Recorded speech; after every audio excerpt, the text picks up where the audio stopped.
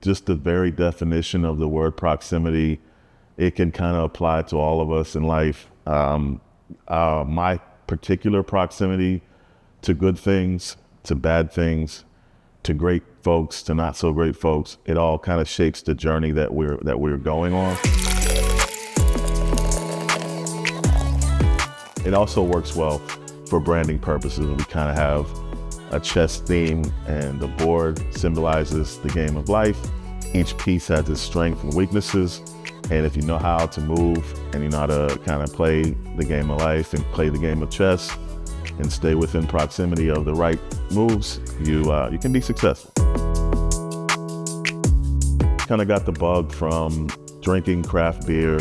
There was a wave of homebrew kits where you could kind of purchase a kit online and kind of become your own brewer or a brewery in a box, so to speak. So that kind of started my bug into wanting to make beer, wanting to get into branding and marketing of beer, conversations about some of the offbeat nuances of beer, not just the industry itself, but kind of like design, cultural references in beer, other people of color in the industry. A lot of people enjoy craft beer. A lot of people like the taproom environment. The experience that we would like the customers to have is one of the beer culture as a whole.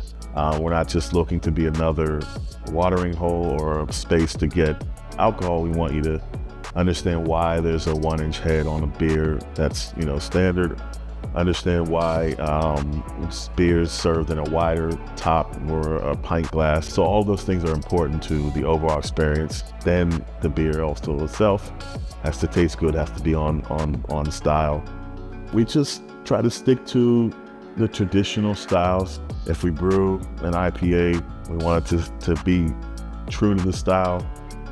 If we brew a lager, we want that to be lagered according to how lagers are made. Just kind of keep it simple. Most of the names of our beers, they are relevant to the community. Hayti Haze is a tribute to the Hayti district. We have our Proud Shoes Brown Ale, which is a tribute to Pauline Murray.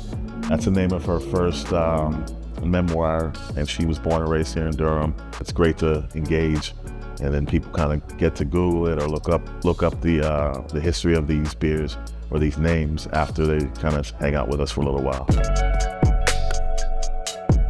The origin of the name Blacktoberfest is pretty simple and obvious.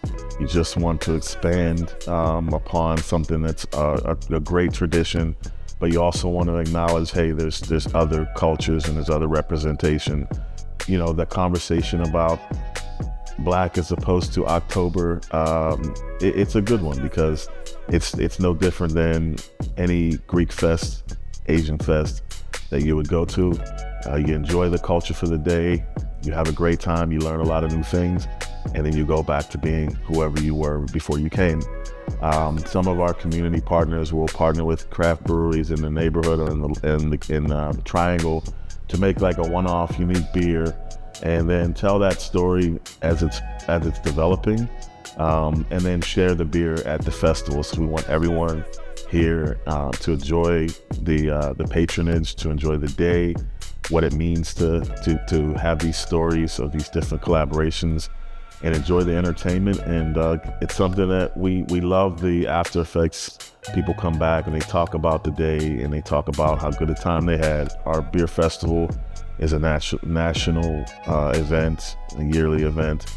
So I do see myself as someone that has an impact and a contribution to Black beer culture as a whole. I think that our story and our product and our brand is also very relevant to the industry in general. When you take away culture or color or race, having a small brewery, having a relatable owner and relatable staff, that's a connection that people make.